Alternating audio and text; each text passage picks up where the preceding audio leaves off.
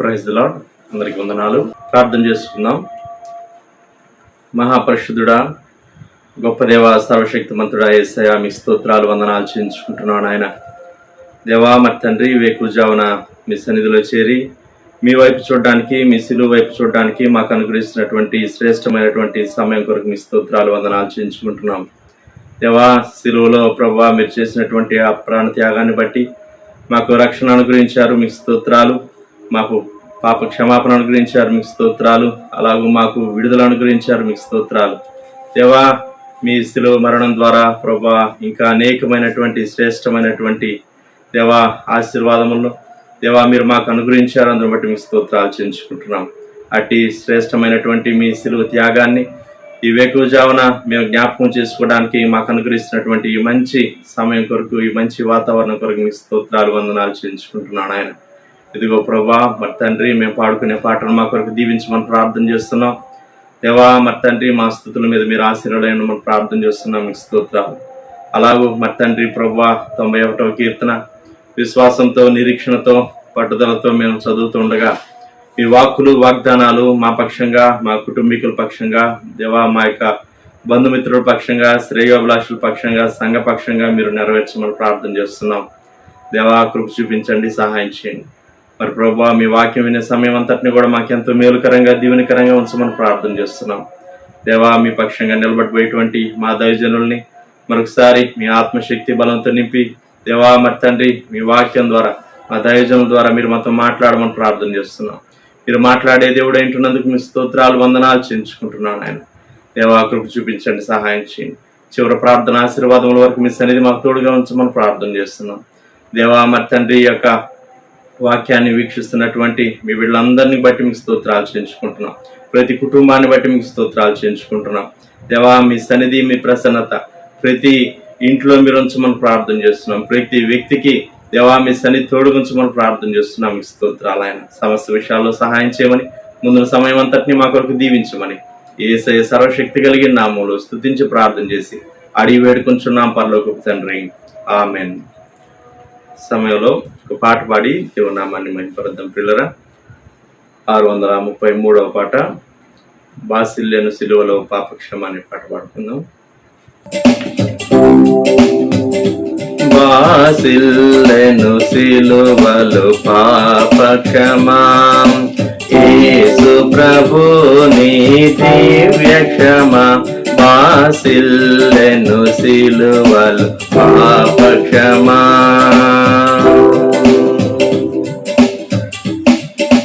కలువరిలో నా పాపము పొంచి సిలువకు నిన్ను ఆహుతి చేసే.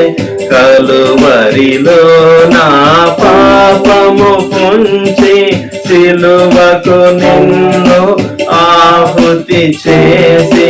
కలుషహరా కరుణించితివి, కలుషహరా కరుణించితివి. బాసిల్లెను సిలువలో పాపక్షమా, యేసు ప్రభు నీ దివ్య క్షమా. బాసిల్లెను సిలువలో పాపక్షమా, దోషము చేసినది నేనే కదా, మోసముతో బ్రతికిన నేనే కదా. దోషము చేసినది నేనే కదా, మోసముతో బ్రతికిన నేనే కదా. మోసితివానా శాపభారం, మోసితివానా శాపభారం. బాసిల్లెను సిలువలో పాపక్షమా, యేసు ప్రభు నీ దివ్య క్షమా. బాసిల్లెను సిలువలో పాపక్షమా. ఎందులకు నాపై ప్రేమ, అంగదయా స్వామి నామదికి. ఎందులకు నాపై దయా స్వామి నామదికి అందులకే భయముంది తిని, అందులకే భయముంది తిని. వాసిల్లెను సిలువలు పాప క్షమా, యేసు ప్రభు నీ దివ్య క్షమ. వాసిల్లెను సిలువలు పాప క్షమా. ప్రకారంగా 91వ కీర్తన చదువుకుందాం పిల్లరా. మహోన్నతిని చాటును నివసించేవాడే సర్వశక్తి నీడను విశ్రమించేవాడు. మహోన్నతిని చాటును నివసించేవాడే సర్వశక్తి నీడను విశ్రమించేవాడు. ఆయనే నాకు ఆశ్రయము, నా కోట, నేను నమ్ముకున్న నా దేవుడని నేను యెహోవాని గురించి చెప్పుచున్నాను. ఆయనే నాకు ఆశ్రయము, నా కోట, నేను నమ్ముకున్న నా దేవుడని నేను యెహోవాని గురించి చెప్పుచున్నాను. వేటకాని ఊరిలో నుండి ఆయన నిన్ను విడిపించును, నాశనకరమైన తెగులు రాకుండా నిన్ను రక్షించును. వేటకాని ఊరిలో నుండి ఆయన నిన్ను విడిపించును, నాశనకరమైన తెగులు రాకుండా నిన్ను రక్షించును. ఆయన తన రెక్కలతో నిన్ను కప్పును, ఆయన రెక్కల క్రింద నీకు ఆశ్రయం కలుగును. ఆయన సత్యము కేడమును డాలునై ఉన్నది. ఆయన తన రెక్కలతో నిన్ను కప్పును, ఆయన రెక్కల కింద నీకు ఆశ్రయం కలుగును. ఆయన సత్యము కేడమును డాలునై ఉన్నది. రాత్రి వేళ కలుగు భయమునకైనను, పగటి వేళ ఎగురు బాణమునకైనను, రాత్రి వేళ కలుగు భయమునకైనను, పగటి వేళ ఎగురు బాణమునకైనను, చీకటిలో సంచరించు తెగులునకైనను, మధ్యాహ్నమందు పాడు చేయు రోగమునకైనను నీవు భయపడుకుందువు. చీకటిలో సంచరించు తెగులకైనను, మధ్యాహ్నం ముందు పాడు చేయు రోగమునకైనను నీవు భయపడకు. నీ ప్రక్కన 1000 మంది పడినను, నీ కుడి పక్కన 10,000 మంది కూలినను అపాయం నీ యొద్దకు రాదు. నీ ప్రక్కన 1000 మంది పడినను, నీ కుడి ప్రక్కన 10,000 మంది కూలినను అపాయం నీ యొద్దకు రాదు. నీవు కన్నులారా చూచుచుండగా భక్తిహీనులకు ప్రతిఫలం కలుగును. నీవు కన్నులారా చూచుచుండగా భక్తిహీనులకు ప్రతిఫలం కలుగును. యెహోవా నీవే నా ఆశ్రయము అని నీవు మహోన్నతుడైన దేవుని నీకు నివాసస్థలముగా చేసుకుని ఉన్నావు. యెహోవా నీవే నా ఆశ్రయము అని నీవు మహోన్నతుడైన దేవుని నీకు నివాసస్థలముగా చేసుకుని నీకు అపాయం ఏమీ రాదు, ఏ తెగులును నీ గుడారము సమీపించదు. నీకు అపాయం ఏమీ రాదు, ఏ తెగులును నీ గుడారము సమీపించదు. నీ మార్గములన్నిటిలో నిన్ను కాపాడుటకు ఆయన నిన్ను గూర్చి తన దూతలకు ఆజ్ఞాపించును. నీ మార్గములన్నిటిలో నిన్ను కాపాడుటకు ఆయన నిన్ను గూర్చి తన దూతలకు ఆజ్ఞాపించును. నీ పాదములకు రాయి తగలకుండా వారు నిన్ను తమ చేతుల మీద ఎత్తి పట్టుకుందురు. నీ పాదములకు రాయి తగలకుండా వారిని తమ చేతుల మీద ఎత్తి పట్టుకుందరు. నీవు సింహములను నాగుపాములను త్రొక్కెదవు, కొదమ సింహములను భుజంగములను అనగద్రొక్కెదవు.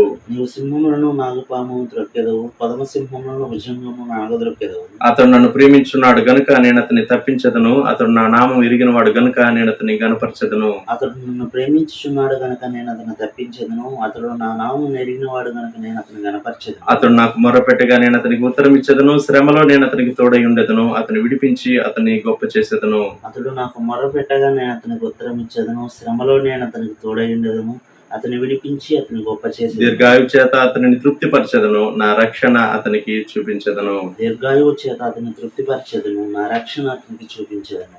ఆమేన్. ఈ సమయంలో మన దేవుని వాక్యం విందాం ప్రియులరా. దైవజనులు ప్రభుదాసంకులు గారు వచ్చి మనకు దేవుని వాక్యాన్ని అందిస్తారు. ప్రియమైన వాక్య భాగంలోనికి వెళదాం. తర్వాత సమయంలో వీక్షించేటటువంటి వారిని కూడాను దేవుడు నిండుగా దీవించాలి అని కోరుకున్నాం. మత్తయి సువార్త 21వ అధ్యాయం 18వ వచనం నుండి. ఉదయం మందు పట్టణమునకు మరల వెళ్ళుచుండగా ఆయన ఆకలి కొని, అప్పుడు త్రోవ ప్రక్కన ఉన్న ఒక అంజూరపు చెట్టును చూచి దాని యొద్దకు రాగా దాని యందు ఆకులు తప్ప మరేమీ కనబడలేదు గనుక దాన్ని చూచి, ఇక మీదట ఎన్నటికి నీవు కాపు కాయకుందువుగాక అని చెప్పాను. తక్షణమే అంజూరపు చెట్టు ఎండిపోయాను. శిష్యులు అది చూచి ఆశ్చర్యపడి, అంజూరపు చెట్టు ఎంత త్వరగా ఎండిపోయానని చెప్పుకోండి. అందుకు యేసు, మీరు విశ్వాసము కలిగి సందేహపడకుని ఎడల ఈ అంజూరపు చెట్టునకు జరిగిన దాన్ని చేటు మాత్రమే కాదు, ఈ కొండను చూచి నీవు ఎత్తబడి సముద్రంలో పడవేయబడదువు గాక అని చెప్పిన ఎడల అలాగే జరుగునని మీతో నిశ్చయముగా చెప్తున్నాను. మరియు మీరు ప్రార్థన చేయనప్పుడు వేటిని అడుగుదురో అవి దొరికినవని నమ్మే ఎడల మీరు వాటిని అన్నిటినీ పొందుదురని వారితో చెప్పాను. ప్రియమైన వారలారా, ఈ ఉదయకాలం శపించబడినటువంటి అంజూరపు చెట్టును గురించి మనము జ్ఞాపకం చేసుకోబోతున్నాం. యేసుక్రీస్తు ప్రభు యెరూషలేములో జయోత్సవంతో ప్రవేశించిన పిమ్మట ఆయన దేవాలయాన్ని శుద్ధి చేసినటువంటి వృత్తాంతం మనం సువార్తల్లో గమనిస్తాం. యేసు ప్రభువారు తాను బేతనీ నుండి బయలుదేరి తాను వెళుతూ ఉన్నారు. యెరూషలేముకు వెళుతూ ఉన్నారు, పట్టణానికి వెళుతూ ఉన్నారు. మత్తయి సువార్త 21:18. ఉదయమందు పట్టణమునకు మరల వెళ్ళుచుండగా ఆయన ఆకలిగొనెను. యేసుక్రీస్తు వారు పరిపూర్ణ మానవుడిగా ఆయన ఉన్నాడు కనుక ఆయనకు ఆకలి, దప్పిక ఉన్నది, అలసట, నిద్రపోవటం ఉన్నది. అదే సమయంలో ఆయన పరిపూర్ణుడైనటువంటి దేవుడు, దైవ మానవుడు.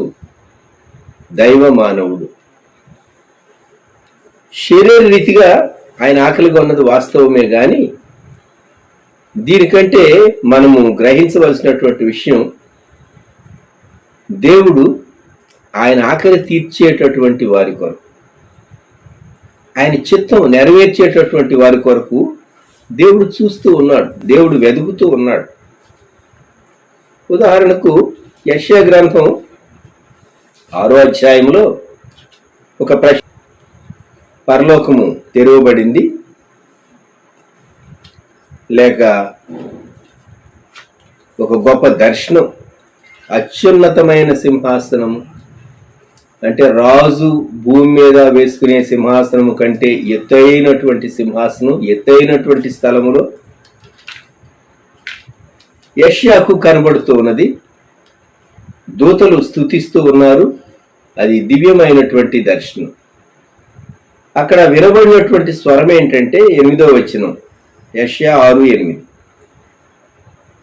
నేను ఎవని పంపెదను, మా నిమిత్తము ఎవడు పోవునని ప్రభువు సెలవీయగా వింటిని. దేవుడు ఆయన చిత్తం జరిగించేటటువంటి వారి కొరకు కనిపెడుతూ ఉన్నాడు. ఎవరు ముందుకు వస్తారా, ఎవరు నాకు విధేయులవుతారా, నేను చెప్పిన మాట చేస్తారా, నా అంతరంగంలో ఉన్నటువంటి ఉద్దేశాన్ని నెరవేరుస్తారా అని కనిపెడుతూ ఉన్నాడు. భూలోకంలో, భూమి మీద తల్లిదండ్రులు ఏం కోరుకుంటారు అంటే, వారు వృద్ధాప్యం వచ్చేసరికి బిడ్డలు వారిని గౌరవించాలని, చూడాలని, అన్ని విషయాల్లో తల్లిదండ్రులు వారు బాల్యకాలం నుండి బిడ్డలను పెంచి పెద్ద చేసినందుకు తల్లిదండ్రులు ఎక్స్పెక్ట్ చేసేది ఏంటంటే, వారిని చక్కగా చూసుకోవాలి, ప్రేమగా చూసుకోవాలి, వారి ఆరోగ్య విషయాల్లో చూసుకోవాలి, అలాగే ప్రేమగా పలకరించాలి అని తల్లిదండ్రులు ఎక్స్పెక్ట్ చేస్తారు. ఇది సహజమే, ఇది న్యాయమే. అయితే అందరి తల్లిదండ్రుల యొక్క ఎక్స్పెక్టేషన్స్ ఫుల్ఫిల్ కావటం లేదు. ఈ దినాల్లో జెట్ ఏజ్లో మనం ఉంటూ ఉన్నాం. చాలా స్పీడ్గా మనుషులు ముందుకు సాగేటటువంటి దినాల్లో మనం ఉంటూ ఉన్నాం. కుటుంబ విలువలు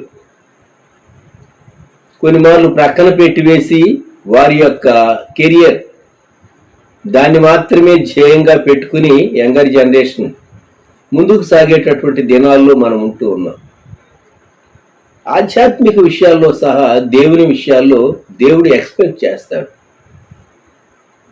దేవుని అంతరంగంలో ఒక ఆలోచన ఉంటుంది, దేవునికి ఒక ఉద్దేశం ఉంటుంది, ఒక నీడ్ ఒక స్థలంలో ఉంటుంది.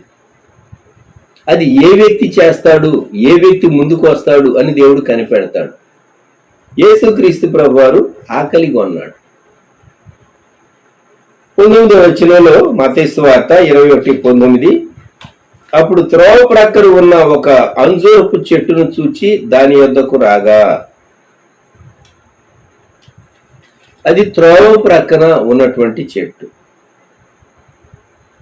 విస్తారంగా ఆకులు కనబడుతూ ఉన్నాయి, ఆకర్షిస్తూ ఉన్నటువంటి చెట్టు. ఆకులు కనబడుతూ ఉన్నవి అంటే ఖచ్చితంగా పండు ఉండాలి, కాబట్టే ప్రభు వచ్చారు. దాని యందు ఆకులు తప్ప మరేమీ కనబడలేదు. ఇది ఈ చెట్టు యొక్క స్థితి. చాలా మంది ఈ చెట్టును చూచి మోసపోయారు. ఆ చెట్టులో ఆకులు చూచి ఖచ్చితంగా ఫలాలు ఉంటాయని రావటం, వెదికి ఒక్క పండైరా లేక వారు నిరాశ చెందటం అనేది జరుగుతూ వస్తూ ఉంది. అందుకే ప్రభువారు అన్నాడు, దానిని చూచి ఇక మీదట ఎన్నటికి నీవు కాపు కాయకుందువు అని చెప్పాను. కాపు కాయకుందువు. ఇదే భాగం మార్కు సువార్త 11వ అధ్యాయంలో మార్కు వ్రాస్తూ తాను చెప్పినటువంటి మాట. మార్కు సువార్త 11వ అధ్యాయం 20వ వచనంలో, ప్రొద్దున వారు మార్గమున పోవచ్చుండగా అంజూరపు చెట్టు వేళ్లు మొదలుకొని ఎండి ఉండుట చూచిరి.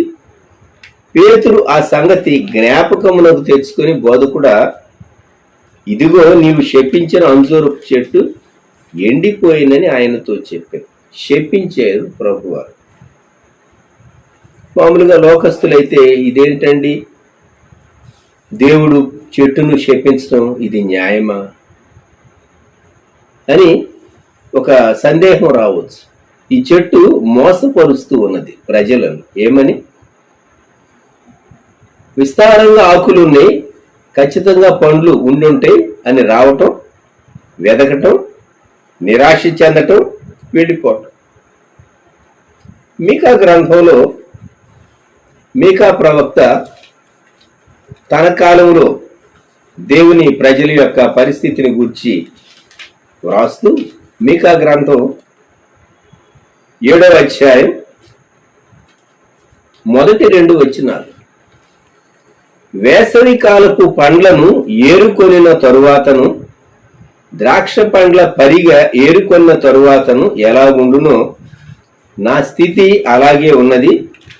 ద్రాక్ష పండ్ల గెల ఒకటి లేకపోయేను, నా ప్రాణములకు ఇష్టమైన ఒక క్రొత్త అంజూరపు పండైనను లేకపోయేను, భక్తుడు దేశములో లేకపోయేను, జనులలో యథార్థపరుడు ఒకడును లేడు. చాలా మార్లు మనిషి అంటే మ్యాన్, ఏ దేశమైనా కానివ్వండి, ఏ రంగైనా కానివ్వండి, ఎక్కడైనా మనిషి అంటే మనిషేనండి. ఆదాములో ఉన్నటువంటి అవిధేయత, పాప స్వభావము స్థితి మనిషిలో కనబడుతూ ఉంటుంది. లోపల నిజమైన భక్తి లేకపోయినా, యథార్థత లేకపోయినా, పైకి భక్తి కలిగినటువంటి వారి వలె మనుషులు కనబడతారు, నటిస్తారు. గుర్తుంచుకోండి. ఈ ఆకులు వేషధారణను సూచిస్తాయి. మరి పండ్లు ఇవి ఆహారంగా ఉపయోగిస్తారు. అంజూరపు పండ్లు మరి ఈ మిడిల్ ఈస్ట్లో దొరికేటటువంటి నట్స్, ఇవన్నీ బలవర్ధకమైనటువంటి ఆహారాలు. మనము చెట్టును గూర్చి, పండ్లను గూర్చి మాట్లాడుకుంటూ ఉన్నాం. దేవుడు తాను ప్రేమించిన జనాంగాన్ని గూర్చి ఆయన మాట్లాడుతూ యెషయా గ్రంథం 5వ అధ్యాయంలో దేవుడు ఒక ఆర్గ్యుమెంట్ తీసుకుని వచ్చాడు. యెషయా గ్రంథం 5వ అధ్యాయం 5వ వచనంలో, ఆలోచించుడి, నేను నా ద్రాక్ష తోటకు చేయబో కార్యమును మీకు తెలియచెప్పేదను. నేను అది మేసివేయబడినట్లు దాని కంచెను కొట్టివేసేదను, అది త్రొక్కబడినట్లు దాని గోడను పడగొట్టి దాన్ని పాడు చేసేదను. ఎందుకు చెప్పవలసి వస్తుంది? ఎందుకు అంటే ఆయన ఒక ద్రాక్ష తోటను, 2వ వచనం 5:2, బాగా త్రవ్వి రాళ్లను ఏరి అందులో శ్రేష్టమైన ద్రాక్ష తీగలను నాటించెను, దాని మధ్యలో బురుజు ఒకటి వేయించి ద్రాక్ష తొట్టిని తొలిపించెను. ద్రాక్ష పండు ఫలించవలని ఎదురు చూచుండను గాని అది కారు ద్రాక్షలు కాస్తెను. కావున యెరూషలేము నివాసులారా, యూదావారులారా, నా ద్రాక్ష తోట విషయము నాకు న్యాయము తీర్చవలనని మేము వేడుకొనుచు ఉన్నాను. నేను నా ద్రాక్ష తోటకు చేసిన దానికంటే మరేమి దానికి చేయగలను? అది ద్రాక్ష పండు కాయునని నేను కనిపెట్టినప్పుడు అది కారు ద్రాక్షలు కాయుటకు కారణమేమి? దేవుడు మంచి ద్రాక్షల కొరకు, మంచి ఫలముల కొరకు, మంచి కార్యముల కొరకు దేవుడు కనిపెట్టాడు. అయితే రిజల్ట్, అవుట్పుట్ కారు ద్రాక్షలు. దేవుడు ఈ జనాంగ విషయంలో ఎంత డిసప్పాయింట్ అయ్యాడు.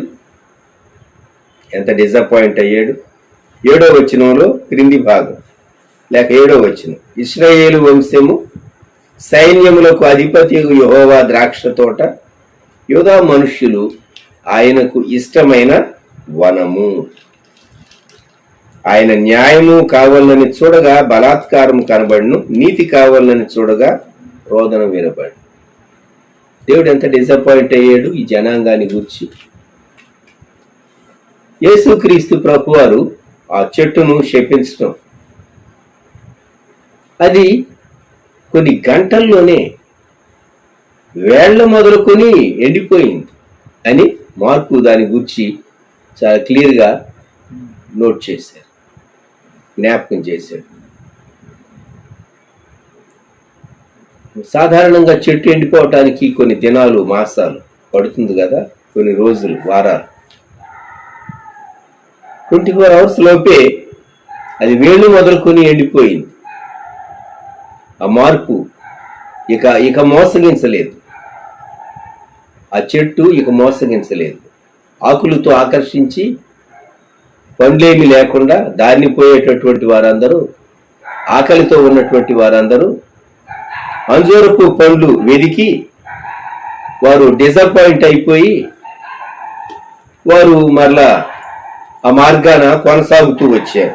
ఇది జరిగినటువంటి పరిస్థితి అని మనకు అర్థమవుతుంది.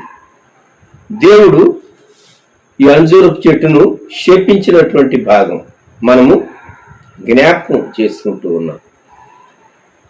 దేవుడు మనిషి నుండి ఏం కోరుతూ ఉన్నాడు? మనం ఫలించాలి అని కోరుతూ ఉన్నాడు. యోహాను సువార్త 15వ అధ్యాయంలో యేసుక్రీస్తు ప్రభువారు తన శిష్యులను ఉద్దేశించి చెప్పినటువంటి మాటలు, నేను నిజమైన ద్రాక్షవల్లిని, నా తండ్రి వ్యవసాయకుడు, నాలో ఫలింపని ప్రతి తీగను ఆయన తీసి పారవేయును. కనుక మనం ఫలించుట, ఇది దేవుని యొక్క ప్రణాళిక. యోహాను సువార్త 15వ అధ్యాయం 16వ వచనంలో, మీరు నన్ను ఏర్పరచుకోలేదు, మీరు నా పేరట తండ్రిని ఏమి అడుగుదరో అది ఆయన మీకు అనుగ్రహించినట్లు మీరు వెళ్ళి ఫలించుటకును మీ ఫలము నిలిచి ఉండుటకును నేను మిమ్మును ఏర్పరచుకొని నియమించితి. మీరు ఫలించుటకును మీ ఫలము నిలిచి ఉండుటకును, ఇది దేవుని యొక్క ఉద్దేశం. దేవుడు మనల్ని ప్రేమించింది, దేవుడు మనల్ని ఏర్పరచుకున్నది, దేవుడు మనల్ని వెదికింది, దేవుడు మనల్ని దర్శించి రక్షించింది, దేవుడు మనల్ని దీవిస్తూ, కాపాడుతూ, బలపరుస్తూ, మనల్ని నడిపిస్తూ ఉన్నది దేవునికి ఇష్టలుగా జీవించటం. దానివల్ల ఎవరికి లాభం? మనకే లాభం. దేవుడు ఒక క్రమాన్ని నియమించాడు. సృష్టిలో ఒక క్రమం ఉన్నది, నక్షత్రాల గమనంలో ఒక క్రమం ఉన్నది. అలాగే దేవుడు ఈ అనంతమైనటువంటి విశ్వంలో ఆయన ఉంచినటువంటి ఆబ్జెక్ట్స్ ఉన్నవే. నక్షత్రాలను గురించి కోట్ల నక్షత్రాలు అని శాస్త్రజ్ఞులు చెప్తూ ఉంటారు. వాటన్నిటికీ దేవుడు నిర్దేశించినటువంటి రీతిగా అవి యూనివర్స్ లో ఉంటూ ఉన్నాయి. కానీ మానవుడు, దేవుని చేత బహుగా ప్రేమింపబడినటువంటి మనిషి, తన జీవిత విధానం, తన గమనం దేవునికి ఇష్టంగా లేదు. ఇది మనతో ఉన్నటువంటి సమస్య. ఏ మనుష్యుని, మంటి నరుని దేవుడు ప్రేమించి వానికి సృష్టి అంతటి పైన అధికారం ఇచ్చాడో, మరి మనిషి తాను పాపమునకు బానిసై దేవుని చిత్తం నుండి తొలగిపోయి దేవుని సంతోషపరచలేకపోతూ ఉన్నాడు, ఆయనకి ఇష్టడుగా ఉండలేకపోతూ ఉన్నాడు. ఇది మానవునితో ఉన్నటువంటి సమస్య. దేవుడు పేరు పెట్టి పిలిచినటువంటి, ఏర్పరచుకున్నటువంటి జనాంగముతో వచ్చినటువంటి సమస్య కూడా ఇదే. యూదా జనాంగం ఆయనకి ఇష్టమైనటువంటి వనం. అయితే వారు ఆయన చిత్తాన్ని చేయలేదు. అది విచారకరం కాదా? యోహాను సువార్త 15వ అధ్యాయంలో ఫలించటాన్ని గూర్చినటువంటి కొన్ని విషయాలు. 15వ అధ్యాయం 8వ వచనం, మీరు బహుగా ఫలించటం వలన నా తండ్రి మహిమపరచబడును, ఇందువలన మీరు నా శిష్యులగుదు. ఒక వ్యక్తి దేవునికి ఎంత ఇష్టడుగా జీవిస్తూ ఉన్నాడు, దేవుని చిత్తాన్ని ఎంత చేస్తూ మంచి డిజైపుల్గా ఉన్నాడు అని మనం గ్రహించాలి అంటే ఆ వ్యక్తి జీవితంలో అతన్ని పరిశీలించినప్పుడు, అతని క్రియలను పరిశీలించినప్పుడు అతడు ఫలించేటటువంటి వాడుగా ఉన్నాడా? మీరు బహుగా ఫలించడం వలన నా తండ్రి మహిమపరచబడును. మన జీవితాల ద్వారా మనకు ఘనత లేక దేవునికి ఘనత మహిమ వస్తూ ఉందా? మనిషి మెప్పు కోరతాడు, ఘనత కోరతాడు. కొన్ని మార్లు దేవుడు వ్యక్తిని ఘనపరచడం అనేది ఉన్నది. ఎందుకంటే గాడిద పిల్ల మీద యేసుక్రీస్తు ప్రభు వారు ఎక్కినప్పుడు ఆ గాడిద యెరూషలేము వీధుల్లో నడుస్తూ ఉండగా గాడిద పిల్ల మట్లు దారి పొడుగున పరిచేరు వ్యక్తికి కొంత మటుకు దేవుడు ఘనత ఇస్తాడు. అది కూడా దేవుడు ఇచ్చేది అంత మటుకే. కానీ మహిమ దేవునిది. ఘనపరచబడవలసినటువంటి వాడు ఆయన.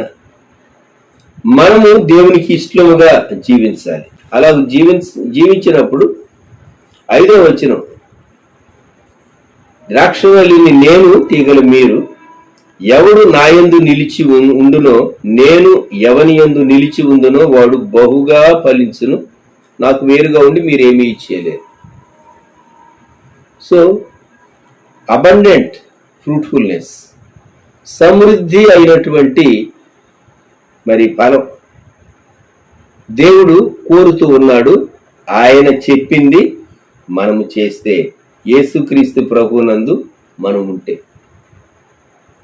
దేవుడు ఆది దంపతులను చేసినప్పుడు ఆదికాండం 1వ అధ్యాయం 28వ వచనంలో చూస్తాం, మీరు ఫలించి అభివృద్ధి పొంది విస్తరించి భూమిని నిండించి దాన్ని లోపరుచుకోండి అని దేవుడు సెలవిచ్చాడు. ఫ్రూట్ఫుల్నెస్, మల్టిప్లికేషన్ 2 పదాలు ఉన్నాయి. మల్టిప్లికేషన్ మనిషికి అర్థమైనంతగా ఫ్రూట్ఫుల్నెస్ అర్థం కాలేదు. సంఖ్యలో విస్తరించడం మనిషికి బాగా అర్థమైంది, కానీ ఫలించుట అర్థం కాలేదు. ఫలించుట అంతరంగ సంబంధమైనటువంటి లక్షణం. దేవుడు చూస్తూ ఉన్నాడు, దేవుడు వెదుగుతూ ఉన్నాడు. వీరు ఎంతగా నాకు ఇష్టలుగా జీవిస్తూ ఉన్నారు, ఆయన చిత్తాన్ని చేస్తూ ఉన్నారు. ఈ రోజుల్లో మనము పర్యావరణాన్ని గురించి మాట్లాడుతూ ఉంటాం. ఎందుకంటే భవిష్యత్తులో ఈ గ్లోబ్కి ఏమి సంభవిస్తుంది, భూగోళానికి ఏమి సంభవిస్తుంది, కొన్ని సంవత్సరాల తర్వాత మనిషి మనుగడ భూగోళం మీద సాగించాలంటే మనం ఇప్పుడు తీసుకోవాల్సిన జాగ్రత్తలు ఏంటని ప్రపంచ దేశాలు ఆయా సమావేశాల్లో అదొక అంశం ఎజెండాలో పెట్టుకుని దాని గురించి డిస్కస్ చేస్తూ ఉంటారు. మనకు తెలుసు.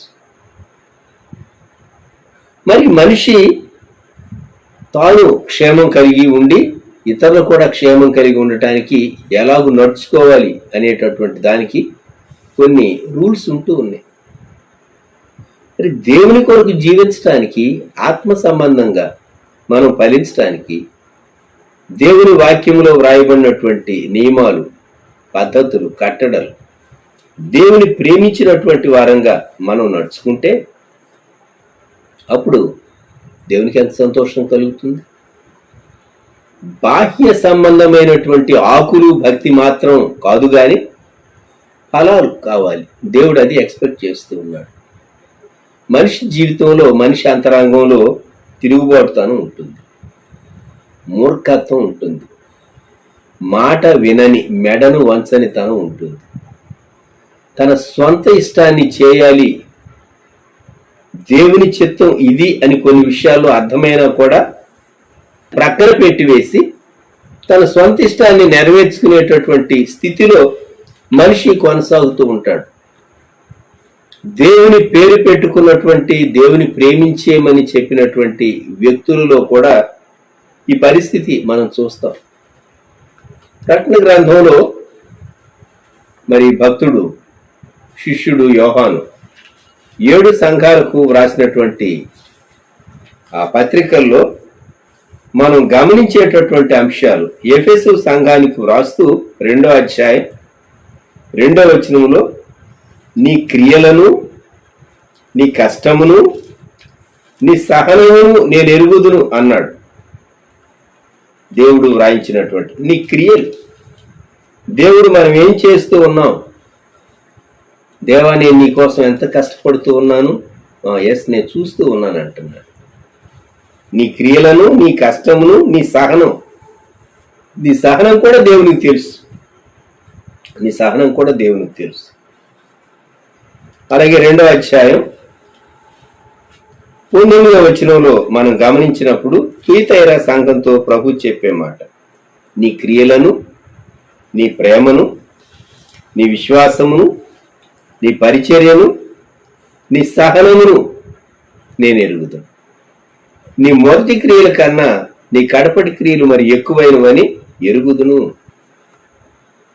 దేవుడు మన యొక్క ఫలాన్ని ఆయన చూస్తూ ఉన్నాడు, మన క్రియలను దేవుడు చూస్తూ ఉన్నాడు, మనం ఏం చేస్తూ ఉన్నాం. అంతరంగంలో ఉండేటటువంటి ఉద్దేశాలను బట్టి మన బాహ్య సంబంధమైనటువంటి క్రియలు ఉంటాయి.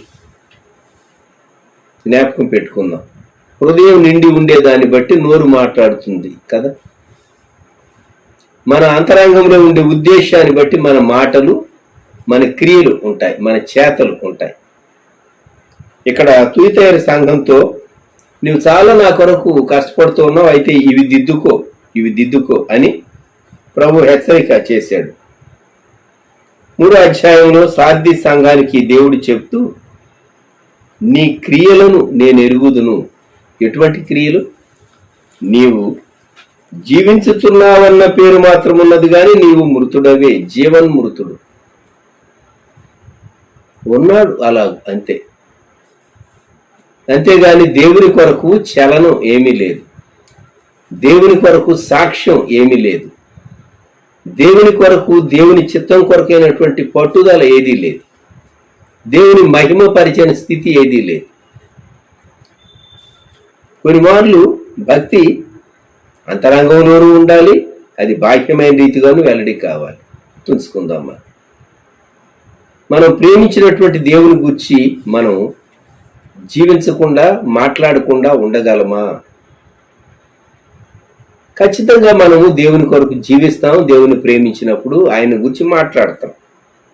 ఇక్కడ సార్ది సంఘం యొక్క దుస్థితి, నీ క్రియలను నేను ఎరుగుదును, నీవు జీవించుతున్నావన్న పేరు మాత్రం ఉన్నది కానీ నీవు మృతుడవి. ఎంత విచారకరమైనటువంటి స్థితి అండి. అలాగే 3వ అధ్యాయం 8వ వచనంలో తాను ఫిలదెల్ఫియా సంఘంతో మాట్లాడుతూ మెచ్చుకున్నాడు ఫిలదెల్ఫియా సంఘాన్ని. నీ క్రియలను నేను ఎరుగుదును, నీకున్న శక్తి కొంచెమై ఉండినను నీవు నా వాక్యమును గైకొని నా నామము ఎరుగననలేదు. దేవుని మహాకృప, మన శక్తి కొంచెమే, అయితే దేవుడు మనలను బలపరిచాడు. మీరందరూ ఏకీవిస్తూ వచ్చారు. ఒక్కసారి వెనుదిరిగి ఎంత పట్టుదలతో లాక్డౌన్ రోజుల్లో దేవుని కొరకు మీరు మీ బైబిళ్ళు తీసుకుని, ఆ దినాల్లో ఎన్నో భయాలు మనల్ని వెంటాడేటటువంటి దినాల్లో దేవునికి అతి సమీపంగా ఉన్నారో ఒకసారి వెనుదిరిగి జ్ఞాపకం చేసుకుని ప్రభు స్తుతి చెల్లించండి. మన శక్తి కొంచెమే, అయినా దేవుడు మనల్ని బలపరిచాడు. ఫిలదెల్ఫియా సంఘాన్ని మెచ్చుకున్నట్లుగా దేవుడు నిన్ను అప్రిషియేట్ చేస్తాడు ఎప్పుడు? నీ క్రియలు ఆయన ఎదుట మంచిగా కనిపించినప్పుడు. అదే లవోదికయ సంఘాన్ని గురించి ప్రభు మాట్లాడుతూ ప్రకటన గ్రంథం 3వ అధ్యాయం 15వ వచనం, నీ క్రియలను నేను ఎరుగుదును, నీవు చల్లగానైను వెచ్చగానైను లేవు. అంటే నులివెచ్చగా ఉన్నటువంటి స్థితిలో ఇక్కడ లవోదికయ సంఘం ఉన్నది. అందువలన ప్రభు చాలా కోప్పడ్డాడు. నీకు బుద్ధి చెప్పుతూ ఉన్నాను అన్నాడు. ఆసక్తి కలిగి మారు మనసు పొందు, నేను తలుపు దగ్గర నిల్చుండి తడుతూ ఉన్నాను అని 19వ వచనంలో, నేను ప్రేమించు వారిని అందరినీ గద్దించి శిక్షించుచున్నాను గనుక నీవు ఆసక్తి కలిగి మారు మనస్సు పొందుము. ఇదిగో నేను తలుపు వద్ద నిలుచుండి తట్టుచున్నాను, ఎవడైనా నా స్వరం విని తలుపు తీసిన ఎడల నేను అతని వద్దకు వచ్చి అతనితో నేను, నాతో కూడా అతడును భోజనము చేయదు. యేసుక్రీస్తు ప్రభువు సంఘ ద్వారాన్ని తడుతూ ఉన్నాడు. He is knocking at the church door. కొందరు హృదయ ద్వారం అనుకుంటూ ఉంటారు, ఇది సంఘ ద్వారం కూడా. మారు మనసు పొందినటువంటి వ్యక్తుల యొక్క హృదయ ద్వారాన్ని తడుతూ ఉన్నాడు. మారు మనసు పొందినటువంటి సంఘాలను చర్చ్ డోర్ యేసుక్రీస్తు ప్రభువారు నాక్ చేస్తూ ఉన్నాడు. మన క్రియలను దేవుడు చూస్తూ ఉన్నాడు. ఈ ఉదయకాలం మనము దేవుని వాక్యం నుండి హెచ్చరిక చేయబడుతూ ఉన్నాం. మత్తయి సువార్త 21వ అధ్యాయములో యేసుక్రీస్తు ప్రభువారు ఆ అంజూరపు చెట్టును చూచి అంజూరపు చెట్టు దగ్గరకు వచ్చాడు. అయితే అంజూరపు చెట్టు యేసుక్రీస్తు ప్రభు ఆకలి తీర్చలేదు, సరిగదా ఆశాభంగం కలిగించింది. ప్రభు నీ జీవితాన్ని పరిశీలించినప్పుడు నిన్ను బట్టి సంతోషిస్తూ ఉన్నాడా? నీ ప్రార్థన విని ఆయన ఆనందిస్తూ ఉన్నాడా? నీ సాక్ష్యం, నీ సాక్ష్యార్థమైనటువంటి జీవితాన్ని ఆయన చూచి, ఎస్ నా కుమారుడు నా చిత్తాన్ని చేస్తూ ఉన్నాడు అని ఆయన ఆనందిస్తూ ఉన్నాడా? దేవుని వాక్యాన్ని నీవు చక్కగా నీ వ్యక్తిగత జీవితంలో అన్వయం చేసుకుంటూ నీవు ఎప్పుడైతే ముందుకు సాగుతావో, నా మాటల్లో ఉన్న జీవం నా కుమారుడు నా కుమార్తె వారు పొందుతూ సమృద్ధి జీవంలోనికి సాగి వెళుతూ ఉన్నారు అని సంతోషిస్తూ ఉన్నాడా? ఒకసారి ఆలోచించుకోనండి. ఆ చెట్టు మీదికి శాపం వచ్చింది. అయితే ఎండిపోయినటువంటి అంజూరపు చెట్టు తరువాతి కాలంలో చిగురించింది. AD 70 క్రీస్తు 70లో ఆ శాపం యొక్క దాని నిండుదనం మనం చూస్తాం. అలాగే క్రీస్తు 1948 ప్రాంతాల్లో అంజూరపు చెట్టు మరలా చిగురించింది. Budding of the fig tree. మరలా ఇజ్రాయెల్ దేశం ఏర్పడింది. యూదులు ప్రపంచం యొక్క అనేక దేశాల నుండి వారు తమ స్వదేశానికి చేరుకున్నారు. ఒక నేషన్, ఇజ్రాయెల్ అనేటటువంటి ఒక నేషన్ ఏర్పడింది. సో ఎవరైనా అంజూరపు చెట్టును దేవుడు శపించాడు కదా అని పర్యావరణానికి సంబంధించిన వారు, వృక్ష శాస్త్రజ్ఞులు ఎవరైనా మిమ్మల్ని ప్రశ్నిస్తే మీరు చెప్పవచ్చు, అది ఆధ్యాత్మికంగా నెరవేరింది. అంజూరపు చెట్టు చిగురిస్తుందని ప్రభు చెప్పారు. ప్రియమైనటువంటి వారులారా, చిగురించినటువంటి జనాంగం దేశం ఇజ్రాయెల్ ప్రపంచంలోనే దేవుడు ఏర్పరచుకున్నటువంటి దేశం. యేసు ప్రభు వారు ఈ చెట్టును చూచి పండ్లు లేనందువలన మన క్రియలు ఎలా ఉన్నవో దేవుడు చూస్తూ ఉన్నాడు. మన క్రియలు దేవుని ఎదుట సంపూర్ణమైనవిగా కనబడుకుంటే దేవుడు చాలా ఫీల్ అవుతాడు. సుమా, తలలు ఉంచుదాం, ప్రార్థన చేసుకుందాం. ప్రేమ గల మా తండ్రి, పరిశుద్ధ ప్రభువా, గొప్ప రక్షక మా దేవ, మీకు వందనాలు, స్తోత్రాలు. ఈ ఉదయకాలం మానవ హద్దుబాటులో జ్ఞాపకం చేసుకున్నటువంటి లేఖన భాగం, మా క్రియలను నీవు చూస్తూ ఉన్నావు, పండ్ల కొరకు నీవు వెదుగుతూ ఉన్నావు అనేటటువంటి సత్యం పదే పదే మా హృదయములను తాకనిమ్మని మీ రక్తప్రోక్షణ అధికారానికి, కృపకు మమ్మల్ని అప్పగించుకుంటూ, మమ్మలను, మా కుటుంబాలను, మా కలిగిన వారిని మీకు అప్పగించుకుంటూ, ఎవరు ప్రత్యేకంగా ఆరోగ్య విషయాల్లో సమస్యలు కలిగి ఉంటున్నారో వారి ఆరోగ్య విషయాల్లో మీరు బాధ్యత వహించి తోడయుండి మహిమను పొందుమని యేసుక్రీస్తు ప్రభువారి శ్రేష్టమైన నామములో ప్రార్థించి స్తుతించి వేడుచూ ఉన్నాము తండ్రి. ఆమెన్. మన ప్రభువైన యేసుక్రీస్తు వారి కృపా, దేవుని ప్రేమ, పరిశుద్ధాత్ముని అన్యోన్య సహవాసం సదాకాలం సంఘమునకు తోడై ఉండును గాక. ఆమెన్.